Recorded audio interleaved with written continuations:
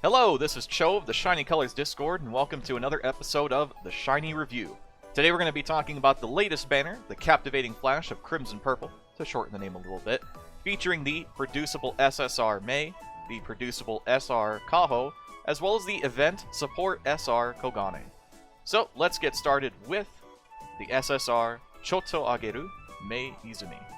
Now, Mei shakes up the established Stray Light formula and has skills that, if you weren't paying attention, would make you think that this was a Hokago card instead of a Stray Light card.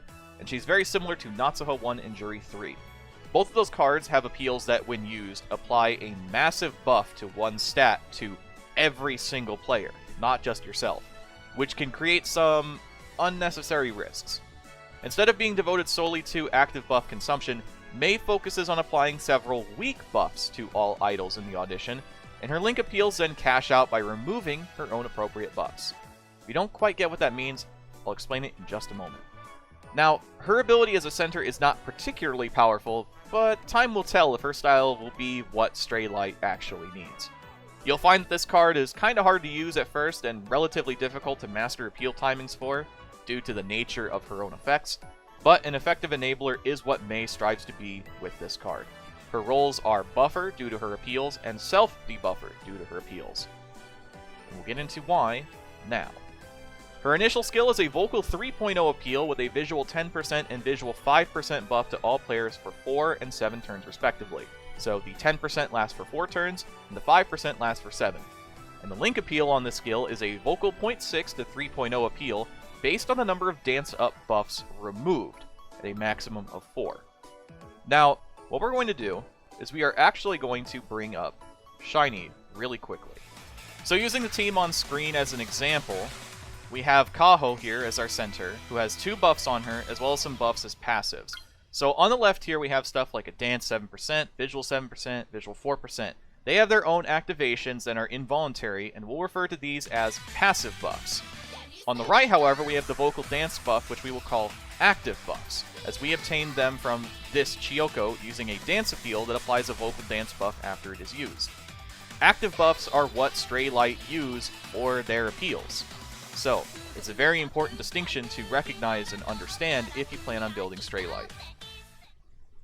So now that we've explained that a little bit, that means that you need to have, at max, 4 separate active dance buffs in order to do the maximum amount of damage for her vocal appeal. And as for the 4-star version of this skill, the vocal is changed to visual and becomes a 4.5 appeal with a dance 10% and 5% buff to all players for 4 to 7 turns. And the link appeal becomes a visual 0.7 to 3.5 appeal based on the number of vocal up buffs removed. So you will need to stack up vocal buffs in order to make her visual appeal stronger. And you can see what I mean of this card being kinda hard to use correctly. And efficiently, for that matter. As for the unlockable skills, at 1 star you gain a vocal 25% up if you have an active dance buff available, at a 30% activation rate, 1-time maximum. At 2 star you get a visual 60% up if you have an active visual buff, 40% activation rate, 1-time maximum. Both of these buffs are honestly pretty good, and I would highly recommend getting them if you can. But of course, remember that because this is an SSR, getting those uncaps can be harder than it seems, but both of them are definitely worth it.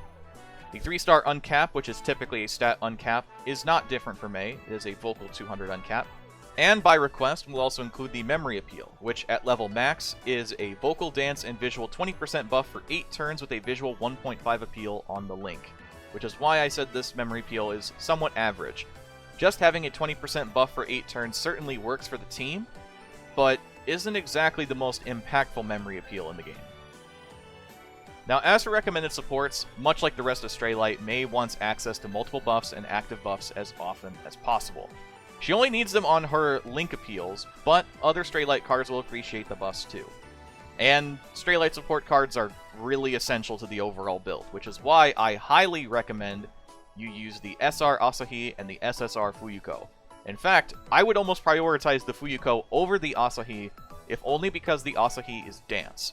Now, if you don't have Mei at 4 stars, you can definitely get the Asahi's appeal and turn her into a vocal dance card rather than vocal visual, and it will still work. as both of the Stray Light cards give multiple active buffs that you can readily use with all 3 cards. Now, as for the rest of the supports, I highly recommend bringing Illumination Stars due to the nature of them always having appeals that apply multiple active buffs. The Limiteds, in particular, because of how strong they are in today's current meta, are very much recommended. And I also include on here the limited SSR Kaho, who also has an active buff on her 4-star appeal, alongside effective passives.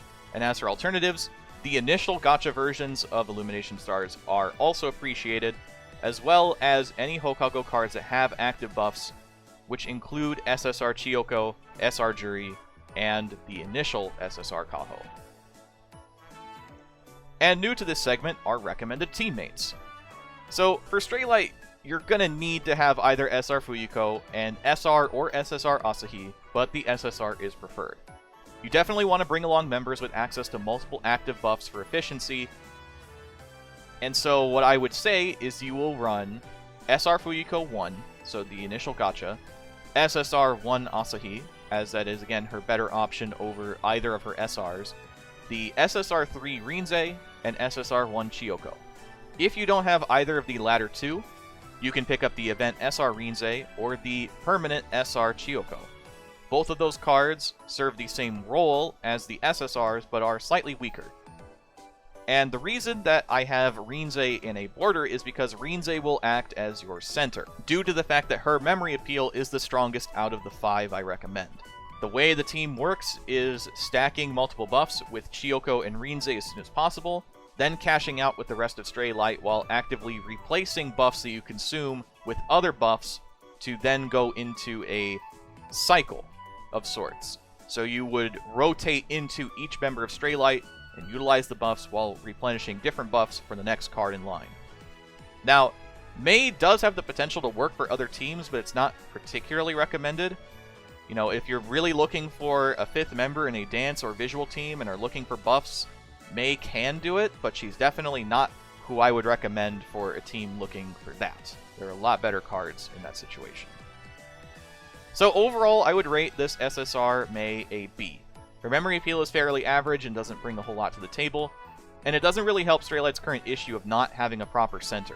Once they get a proper center, which for all we know could be the SSR Fuyuko, we'll see Stray Light rise in popularity. But as for now, the team is relatively hard to use and extremely difficult to master. Overall as a unit, I would give her a B+. Mei's saving grace was that she's not 100% dependent on self-debuffing for her base appeal, letting you play her like a standard unit, which was the biggest downfall of SSR Asahi. Buffing rivals is a bit of a minus, but it's not a super high value like Juri or Natsuha, so it's not crippling to your fest experience. Next in line, we have Catch the Foul, Kaho Komiya, an SR who, after almost a year since Kaho's last pSR, returns as a race queen that also happens to be a werewolf. Kaho never fails to be eccentric. SR Kaho 3 returns to the original Hokago playstyle, heavy damage at a high risk. The key to using this Kaho is to utilize her link appeals and high damage output. Now, despite having high potential damage, SSR Kaho cards can perform this task much better than this card. And if you don't have any SSR Kaho cards, this can be a substitute. Her immediate weakness of a poor memory appeal prevents her from taking the center role in FES, and honestly makes it harder to build a Hokago team, as multi-type / rainbow teams heavily depend on SSR Kaho 1 or Kaho 3 as their centers. Her roles are nuker and defense down, as she does debuff herself on her appeals and does high damage. Now as for her appeals, her initial skill is a visual 3.0 appeal with defense minus 30% for 4 turns, so you do take 30% more damage for using it, and the link appeal is a visual 3.0 appeal. Her 4-star skill is a vocal 4.0 appeal with defense minus 40% for 4 turns, and the link appeal is a vocal 3.0. The unlockable skills, at 1 star she gains a vocal 15% if your mental is 74% or lower, a 40% chance to activate 1 time, and her 2-star unlock is a visual 30% if the turn count is 3 or lower, with a 40% activation rate 1 time. Overall, I would say these skills are pretty good. The visual 30% before turn 3 is actually greatly appreciated, as Hokago's whole thing is to do as much damage as early as possible, since the fact that most of their appeals apply defense down or attention up means that they are at a high risk of exploding at any given moment, so having an early activation is much better than late. As for the vocal 15%, being below 74% mental is very common, so you'll see the skill activate a lot, and you'll find a lot of use out of it. It's a shame it's not a little bit higher, however. And the 3-star skill is a 100-point uncapped to visual, and your memory appeal at level max is a visual 1.5 appeal with a dance 3.0 link appeal. As for the recommended supports, Hokago loves high damage with big risks, so get as many high damage passives as you can.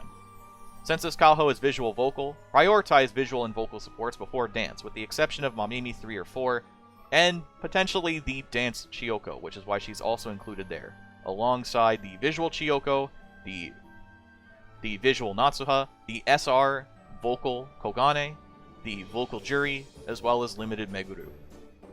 And as for some alternatives, you can run the vocal Natsuha, or the SR versions of Chiyoko or Natsuha. And if you feel like damage is not necessarily your thing, or you have enough damage and you want survivability, you can consider damage cut passives as well to keep your team alive, such as sSR1 Tenka and sSR1 Kogane. Now as for recommended teammates, the first team I recommend is the After School Standard, featuring Juri 2 and Natsuha 3, 2 limiteds, which is relatively expensive. If you do not have those cards, I recommend running alternate versions of Natsuha or Juri, such as Natsuha 2 for dance and vocal, or potentially Juri 1 for vocal and visual. Run her alongside other Hokago units with the intent of just hitting hard and not looking back. Just consider the team to be the YOLO team. Now, if you want to specialize the Kaho, you can slide her into the Vokago or Vaikago setups for more focused damage. The top team being what you could essentially call Vokago, and the second team on the bottom row being what you would consider Vaikago. Teams that focus on only one stat and going as crazy as they can in that one stat. Overall, I would grade this card as a center a B. The link appeal really has nothing to do with Kaho's intended stats. If it was a Vocal 3.0, I'd grade it at least an A. At least it does a fair amount of damage for an SR. I will say that much. And overall as a unit, I grade her an A. You can't really say no to a card that hits hard consistently. If you're just looking for a Kaho card that does damage and you've missed her 3 SSRs, this is debatably the best SR Kaho to use. Some people would argue that the SR2, the event Halloween card, may be better, but I think in terms of pure damage and more floatable aspects, this Kaho can potentially be better. Last but not least, we have the event SR Kogane. Kogane's second dance-focused support arrives as the event SR this time, and she continues the recent trend of Antika cards focusing on attention down, synergizing with the newer set. That being said, her passives are still fairly weak, and competes with her Gacha SSR, who is also dance. Now, some positives: she does have Radio Mastery Dance plus 5 at level 60, which is appreciated, but not necessarily the most impactful at plus 5. She also has some easy-use dance buffs for Antika. As for some downsides, her 4-star appeal is extremely weak, and the buff is too short to utilize well. Her 2-star passive is very weak for the dangerous condition required, and she has direct competition with a permanent gacha card that you may already have. So, what are her abilities?